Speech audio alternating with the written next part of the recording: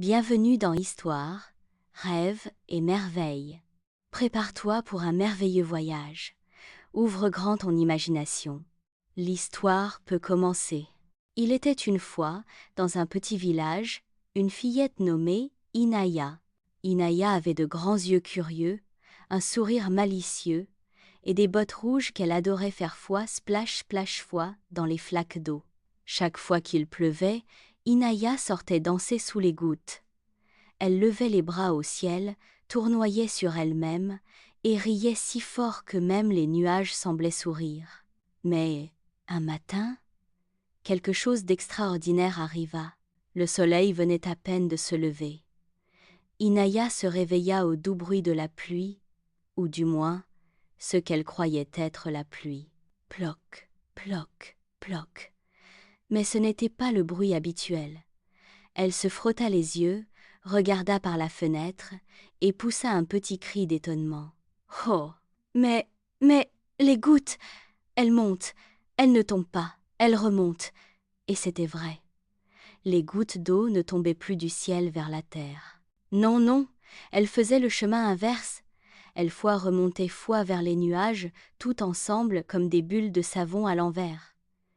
Inaya n'en croyait pas ses yeux. Elle enfila vite ses bottes rouges, son ciré jaune.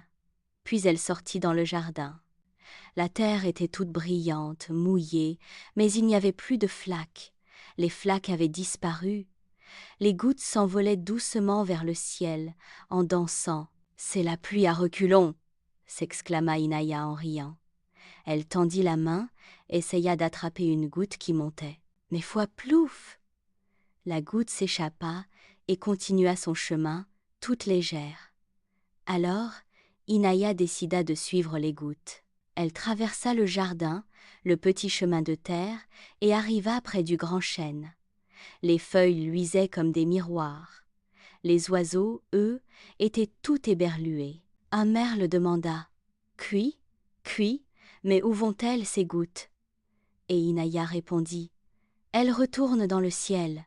Peut-être qu'elles ont oublié quelque chose là-haut. » Le merle pencha la tête, tout étonné. Puis il s'envola pour suivre la pluie à reculons, lui aussi. Plus loin, Inaya croisa Moustache, le tchad du voisin. Moustache regardait les gouttes s'envoler, les yeux ronds comme des billes. « Miaou, qu'est-ce que c'est que cette histoire? Le monde marche à l'envers, ma petite. »« Peut-être, » répondit Inaya. « Ou peut-être qu'il danse autrement, juste pour aujourd'hui. » Le chat fit un petit bond et essaya d'attraper une goutte avec sa patte. Mais la goutte fila, plus rapide qu'une souris. Moustache éternua. « Atchoum !»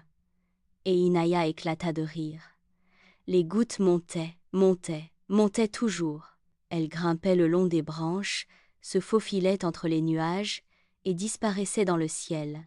Mais où allaient-elles? Inaya voulait le savoir. Alors elle leva les yeux et dit doucement « Si j'étais une goutte, moi aussi, je voudrais voir ce qu'il y a là, haut. » Et à cet instant, une minuscule goutte brillante, plus lumineuse que toutes les autres, se posa sur son nez. Elle scintilla. Et fois, hop, Inaya sentit quelque chose d'étrange. Ses bottes rouges se mirent à flotter, son ciré se gonfla comme un ballon, et la voilà qui s'envola, tout doucement, vers le ciel. Inaya volait parmi les gouttes à reculons. Elle chantait une chanson douce, une mélodie de pluie inversée. Ploc en bas, ploc en haut, monte, monte, petit ruisseau. Les nuages t'attendent là, pour te bercer dans leurs bras. C'était magique. Inaya riait, tournoyait entre les gouttes et découvrait un monde tout nouveau. Les nuages étaient moelleux comme du coton. Ils sentaient la vanille et la menthe fraîche. Et là, au milieu d'eux, se tenait Madame Pluie, une grande dame faite de brume et de lumière.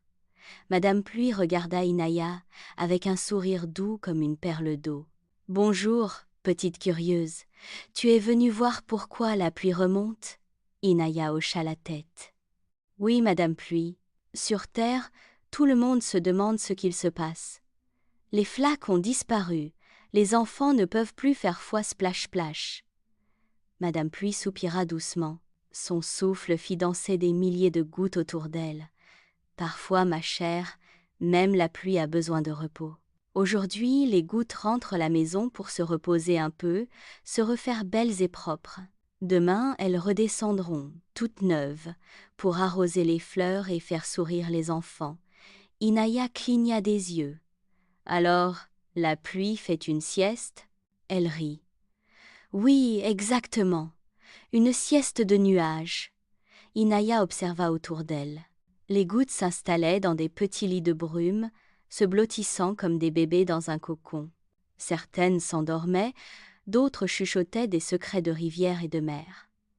Elle trouva ça merveilleux, mais elle pensa aussi à son chat Moustache, au merle curieux et à ses bottes rouges abandonnées tout en bas. « Je devrais peu être redescendre, dit-elle. Madame Pluie hocha la tête. Elle tendit sa main de vapeur, et une bulle brillante se forma autour d'Inaya. « Tiens, petite voyageuse, cette bulle te ramènera doucement sur terre. » La bulle descendit lentement, comme une plume dans le vent. Inaya voyait les collines, la rivière, le grand chêne, puis son jardin. Elle atterrit doucement sur l'herbe mouillée. Elle se frotta les yeux. Était-ce un rêve? Peut-être.